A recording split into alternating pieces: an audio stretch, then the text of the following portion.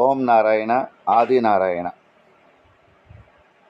పశ్చిమ గోదావరి జిల్లా దొమ్మెన్నులో శ్రీ అవధూత ముల్లపూడి పానయ్య స్వామివారు దొమ్మెన్నులో ఉంటారు. ఈయన సజీవ సమాధి శ్రీ వీరబ్రహ్మేంద్ర స్వామిలాగా సజీవ సమాధి చేశారు. ఇదే చూడండి,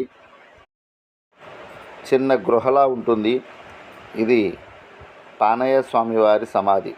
ఈయన చాలా మహిమాన్వితులు. ఈయన నీటిపైన కండవ వేసుకుని కూర్చుని ఎటు వెళ్ళమంటే అటు వెళ్ళే శక్తి ఉన్నటువంటి స్వామివారు.